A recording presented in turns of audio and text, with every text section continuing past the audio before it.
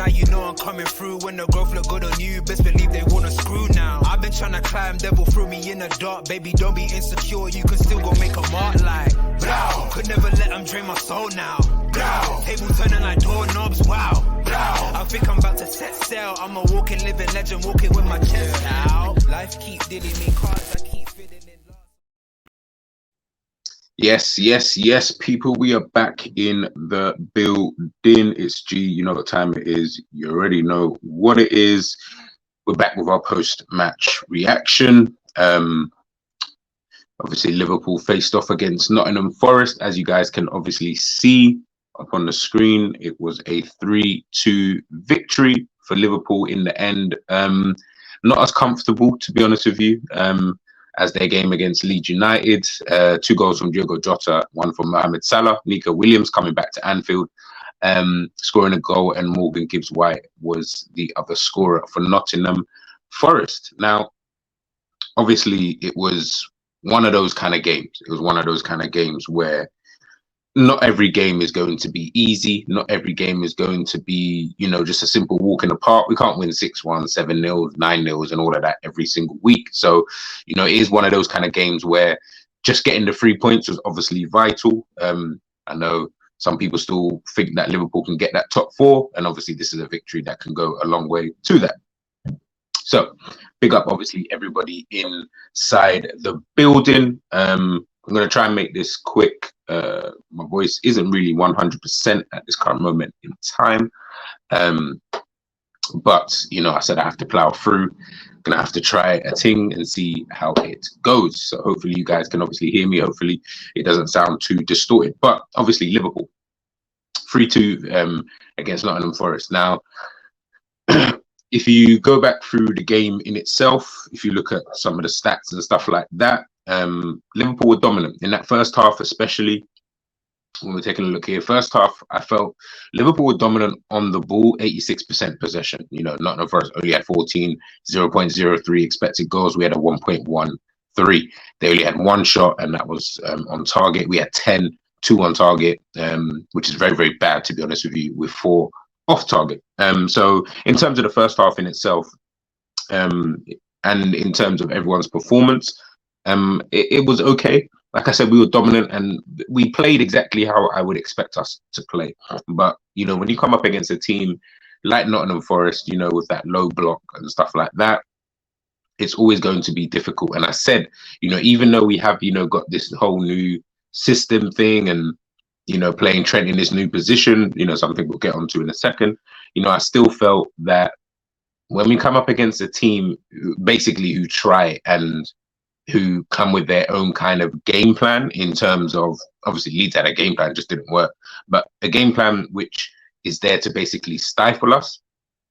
When we play in Jurgen Klopp's way, I just always feel that we just don't really do enough. You know, a lot of players end up just becoming quite stagnant in the game, and that's how I felt, you know, the first half kind of went. But obviously when we move on to the second half in itself, second half we were a lot better. Obviously that's where all the goals were, you know, but which is crazy because when you look at it, look at Nottingham Forest's performance, and this is what I mean when I say when we come up against certain teams. Now, obviously the goals are all coming from set pieces. Nottingham Forest obviously had their own throw-in set pieces that, you know, they were capitalizing on pretty well. So clearly something that they had worked on, clearly something that they knew would be a weakness for Liverpool, which is quite interesting to see. So that might be something that, you know, Liverpool are going to have to kind of work on.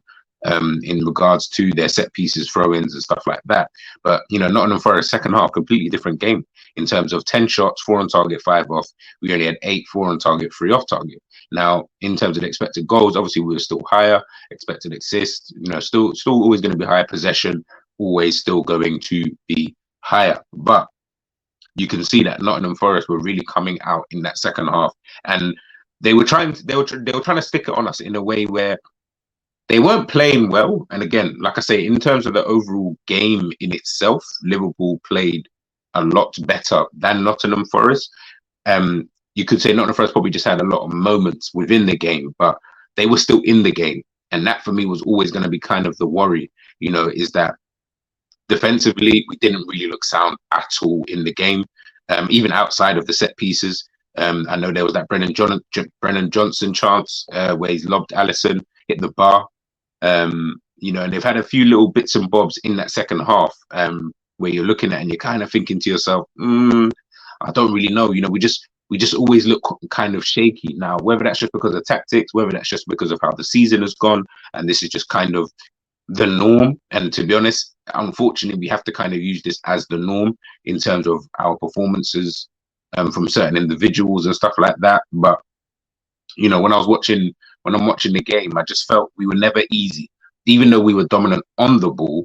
Again, like I keep saying, and this is the theme for Liverpool, and it's not just this season. This has just always been a theme, to be honest. Maybe since 18-19 season, even though I really love that season, but probably since then, maybe 19-20 more so, where it is so slow. It is the build up, the passing, some of the pointless passing, just, you know, at the back, and boring football, just absolutely boring football with no real penetration, and only really coming alive, you know, and looking like we actually want to play football, you know, once we get into the attacking third, if we're able to kind of do so. But, you know, looking at a few players' performances, so we've got here Cody Gakpo. You know, look, there's been a lot of talk between Cody Gakpo and Darwin Nunes. Now, a lot of you, probably the majority of you, want Darwin Nunes to start up front. You know, we feel that a lot of you feel that that is the best position for him. You know, we signed him as a striker. He scored all those goals for Benfica as a striker. So, you know, we want to see him up front.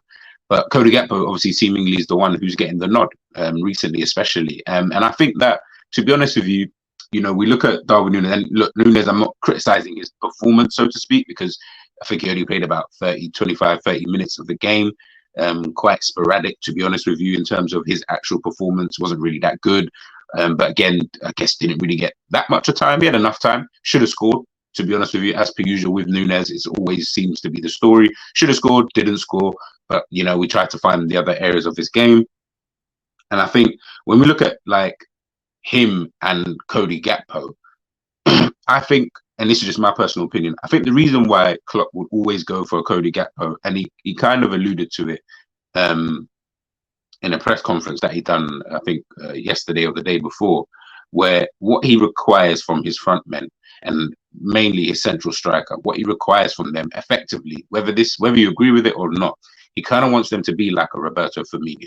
And what I mean by that is Nunes is probably a better finisher than Roberto Firmino. I think Cody Gakpo might be a better finisher, but, you know, maybe let's say they're on the same level. But Nunes is a better finisher than Roberto Firmino. But what Firmino offers you off the ball, what he offers you in terms of a defensive side of things, is 10 times better than a Nunes. Nunes cannot do that in his game. It's just not in his makeup. Whether he learns it or not, who knows? I guess we'll just have to wait and see. But when it comes to that side of the game, that's something that Cody Gakpo clearly does a lot better. Hence the reason why I can see why he always goes with Cody Gakpo over Darwin Nunes. That's not to say Darwin Nunes can't start up front in some games. Probably can. But as probably, you know, Jurgen Klopp's general rule of thumb, he'll probably prefer to go with Cody Gakpo. It offers you, he can drop back into midfield. When he is in midfield, he can obviously turn and run with the ball, something that Nunes isn't really good at in terms of the technical side of things, you know, with the dribbling and stuff like that. Whereas Nunes' physical attributes put him out there on, you know, on the left-hand side, get him going 1v1 against defenders. He's a lot better at that than playing in the middle where he's got to do too much. I don't think Nunes has that in his locker where he's got that kind of level of IQ to be able to know and understand when to press, how to press, when to drop into midfield to then, you know, give others, you know, like Salah or whoever's on the left-hand side, to be able to give them the space. Nunes wants to be the guy who's in space. So it's just not going to work. Cody Gakpo doesn't mind sacrificing that in his game. Hence the reason why he would always prefer, well, at this current moment in time, he's preferring to go with Cody Gakpo as opposed to Darwin Nunes. Nunes obviously has his skill set. He's got his certain attributes that I do think are really good in terms of the physical side of things. Hence the reason why that works out wide. In the middle, that doesn't work because we don't play that kind of football. Unfortunately, we need to cater to that type of game, you know, where we play very centrally in terms of everything goes, you know, right smack a bang through the middle, etc., etc. But it doesn't really work like that. our game is down the sides. So unfortunately, if Darwin Nunes obviously wants to get into the team and stuff like that, he's either going to have to really, really work on that side of defensive side of the game, or he's just going to unfortunately just have to stay out wide. Now, I know a lot of people don't really agree with that, and I know a lot of people prefer for Darwin Nunes to start games, and I get it. You're looking at the chaos, but let's be honest. Look at his performances. His best games have not been down the middle; they've been on the left-hand side. Unfortunately, this season, whether that's because of injuries, whatever it is, his best games have been down that left-hand side. That's where he's been able to showcase his actual chaos, his skill set. We saw against how he was against Manchester City when we beat them 1-0 at home. We saw the kind of effect that he had through the middle. I don't get that because unfortunately the game isn't really played there. He's kind of all action. He kind of wants to be involved. He's not involved in the middle. He kind of has to wait. Now, not to say again that he won't play there, not to say that he can't play there.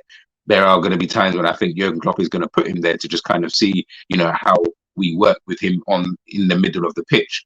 But if he had to choose between him and Gakpo, unfortunately, Gakpo can do the role. And, Darwin Nunes at this moment in time, can't really do that. So I think that's the kind of thing with Cody Gakpo and Darwin Nunes. But in regards to Gakpo anyway, today, I did feel that he was quite disappointing. Overall performance, didn't really feel like he did that much. Didn't really feel like he was really in the game, if I'm being totally honest with you. It was probably, I don't want to say his worst performance, and maybe not that far, but definitely was a not so good performance, if I'm being, totally honest with you. But, it is what it is. And, we kind of move on. We move on to the next game, obviously against West Ham with him, and we'll see, what Jurgen Klopp wants to do. West Ham, another team who like to defend pretty deep, counter-attacking team. Will we play a Darwin Nunes? I don't really think so. I don't feel like Darwin Nunes is going to do well against a low block. We're going to need someone like Cody Gakpo, if Firmino was fit, to be able to drop into midfield, to maybe be able to draw out defenders and then obviously go from there. But, let's wait and see. Another player, we'll move on to Robbo. Robbo, for me, it's weird. Obviously, he's in this kind of new left centre-back role. We see some of his statistics here: 87% accuracy in passing, crossing was absolutely shoddy, long balls poor, ground duels won half of them, aerial duels. Funny enough, he won all of them. Lost possession 28 times. It's weird. Klopp said this about Robbo: we cannot have one fullback and the other constantly high. Robbo has to judge the situations when he can get involved and overlap. He's an experienced player. We need him there. I keep saying it with someone like a Robbo, and this is what I've said about Robbo and a Kanata. In the old 4-4 or 4-3-3 role, and in the kind of roles that they were playing, i.e. as a left wing back and Kanata as a centre back, we'll get onto him in a second. In those roles, they had different, obviously, instructions. The instruction that Robbo has at this current moment in time, clearly, obviously, if I'm looking here just at what Klopp is obviously saying, clearly, Robbo is still trying to do exactly what he was doing before when he was playing as the left wing back, not realizing that, unfortunately, bro, we've only got two centre backs now. Forget it. We've only got two defenders who are back there. So you're actually leaving us in a precarious position. You're actually leaving us in a position where the opposition can then counter us on that side. So unfortunately, what you need to start learning is when you need to press, when you need to overlap, which is obviously exactly what Jurgen Klopp is saying here. And that's exactly what I've been saying about Robbo, is that we're going to potentially need to look at a new, not even necessarily a new, maybe just a different type of left centre back, someone who can rotate with Robbo, and obviously a right centre back as well in Kanata, because I just feel like the two of them in this kind of new role. And bearing in mind, we're only doing this because of Trent, which is kind of crazy to me. The fact that we're changing so much for Trent Alexander-Arnold. Usually you would change it for an attacking player and stuff like that, but we're changing it for Trent. But when you look at Kanata, again, I feel like Kanata played quite poor today. I'm quite surprised they got 7.5. In today's game, I felt like Kanata was quite poor, to be honest with you. I've said this on multiple occasions. Kanata on the ball, not good at all. And that's not his fault. to be honest with you. At the end of the day, everyone's got their strengths, everyone's got their weaknesses. As a defender, and I'll say this categorically now, as a defender, Kanata is excellent. You know, physically very strong. Even though today I felt like he was getting a little bit bullied. I felt like Awonini he had a decent game. I felt like he probably would walk off that pitch and felt like, you know what, I had a decent game against, you know, Van Dijk and Kanata, to be honest with you. I didn't feel like they had the better of me at all. You know, didn't really feel like, you know, I couldn't go up against those two. You know, usually Van Dijk, Kanata, big opposing, you know, kind of defenders. You know, usually players probably leave that pitch thinking, fucking hell, you know, this has been a really tough game. I don't really think I wouldn't really thought that, to be honest with you. I felt like he had the edge over both of them, to be honest with you, maybe just slightly. Stats might not say it, but when you're watching the game in itself, you know, he found himself on Kanate's side quite a lot. Kanate, he met his match. Not every striker is going to be like that, of course, but he met his match, someone who's equally as strong as him. There was a moment in the game when he got completely barged off the ball, and I was so surprised because I thought, wow, you know what? Seeing Kanate getting barged off the ball, he is human. You know what I mean? He is actually human. But you know, not even just that moment, just in a general sense, his general overall play. When I'm watching, you know, Kanate play, you know, I mean, stats wise, pretty decent, I guess. You know, 7 ground draws, only won 4 of them. Long balls, 6, got 4 accurate. 1 key pass, lost possession 10 times. 89% passing accuracy. You know, it looks good on the stats, but when you're watching the game, I'm just it's not, you can see that Kanate is not comfortable dribbling with the ball. He's not like a Matip, for example.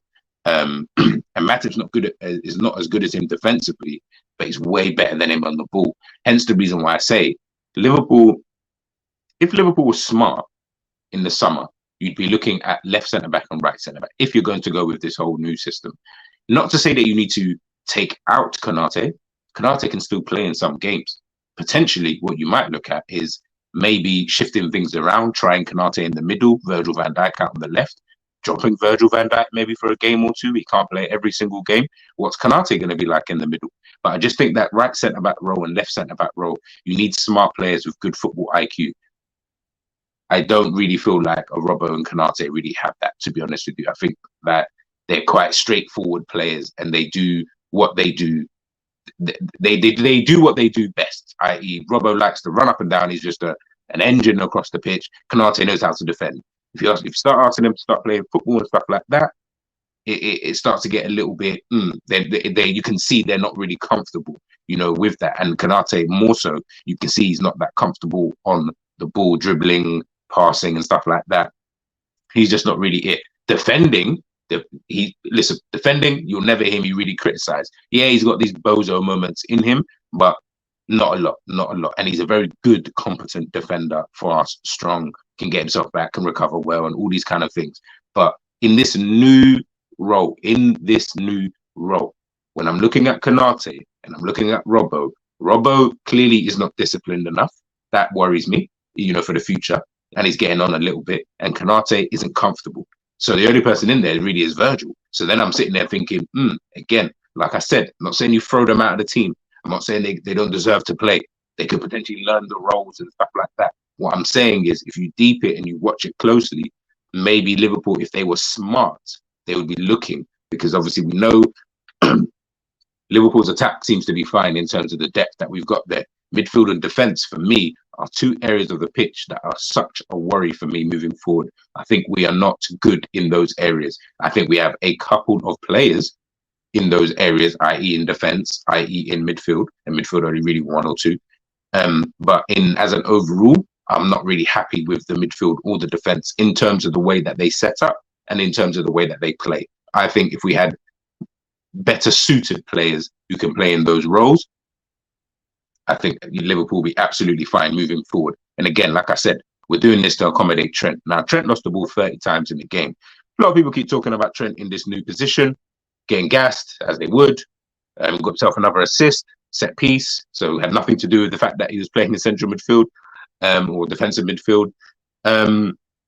Again, for me, Trent's performance, decent. Definitely didn't play. No one played shit. I just want to throw that out there. No one played shit. But, you know, 73% passing accuracy. That's a little bit. 14 long balls, only 6 of them on target.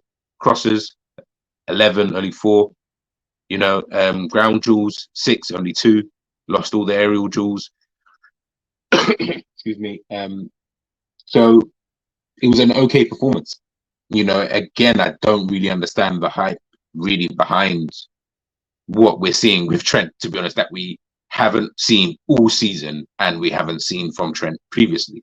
The difference I'd probably say is defensively, but he's not even in those positions anyway. So, we're not having to see him defend regardless. So all we're actually seeing from him now is just generally his passing and stuff like that. We know what he can do. Hence the reason why I said he had a decent game. Passing, really, really good in the game. I think he created 4 key chances, I believe, in the game as well. Really, really and again, all of that is really, really good in a general sense. But hence the reason why I felt like, he had a decent game, probably like a 6.5, 7 out of 10. Any more than that, I think, is just going a little bit over the top. I think we're blowing it way out of proportion in regards to his role within the team. Like I said, the difference is he's just getting on the ball a lot more. But I don't feel like we're playing any better with him in the middle. To be honest with you, I don't see it at all. To be honest, I'm still seeing the slow, painful, boring, methodical kind of football. The way that everyone's speaking about Trent, you'd think we were playing like prime Barcelona, but unfortunately we're not. And again, I'm not saying that we're even playing awful, but the same problems still arise. We look at, and this isn't Trent's fault, by the way, before I even show this, but we look here, Trent and Kanata, obviously this is Nottingham Forest. Their danger was coming down that left-hand side. Again, we have changed the setup, but we're still having the same problems as we've always had under Jurgen Klopp. And Trent isn't even there anymore, kind of thing. Even though he does drop back into that position every now and again, when we're watching it, as per usual, down that side, it's still going to be a problem. I don't know what the hell we can do as a team to stop that side constantly being the side that teams keep trying to expose. I really don't understand it. I really don't get it.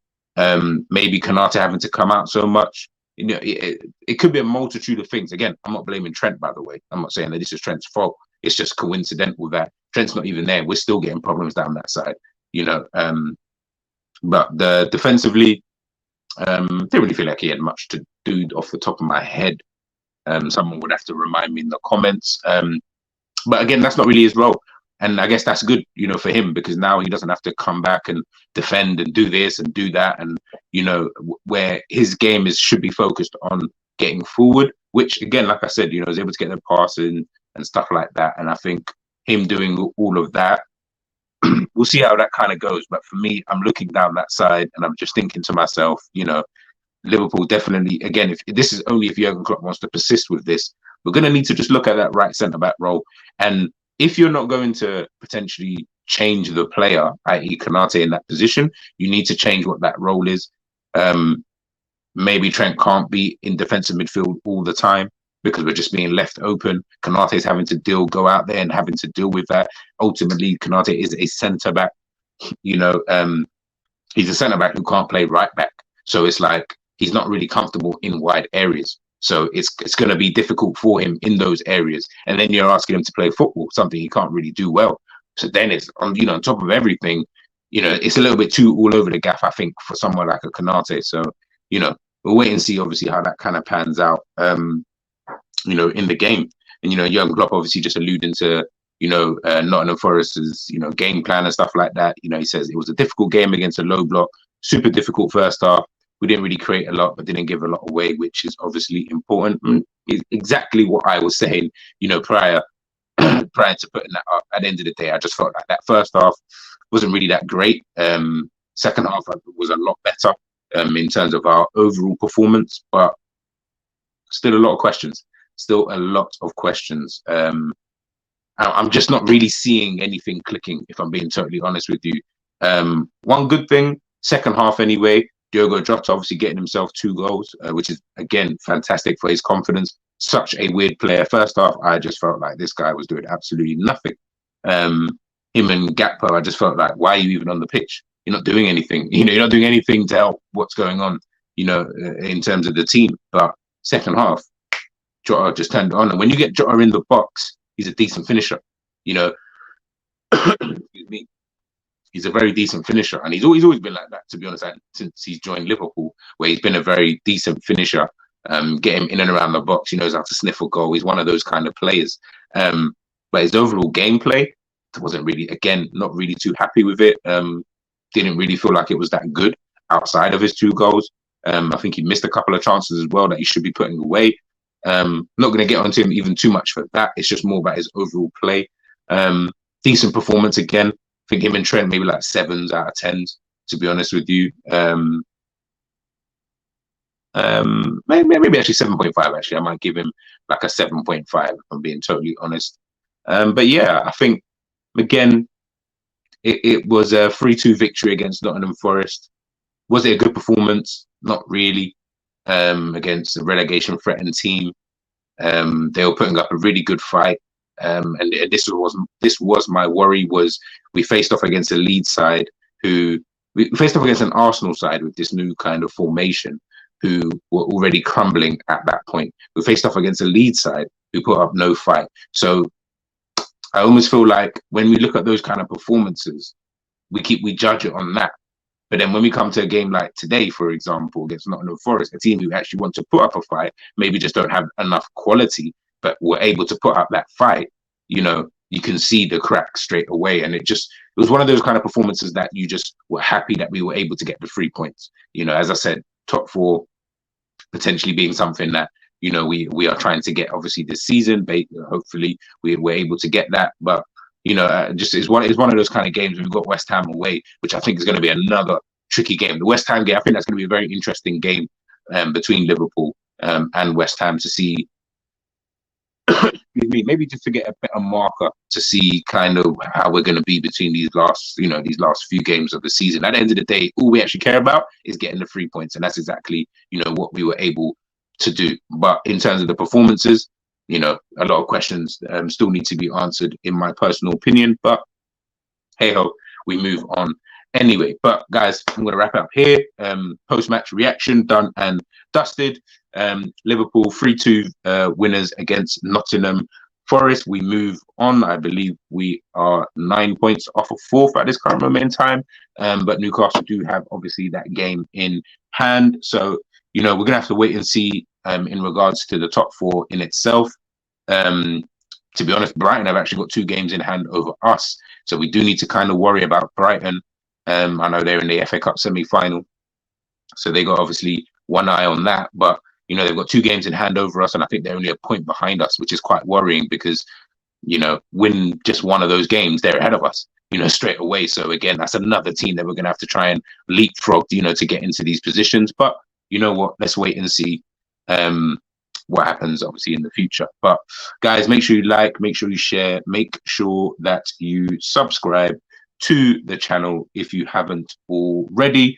Liverpool 3-2 victors against Nottingham Forest. I'm G. That's post-match reaction done and dusted, and I am out.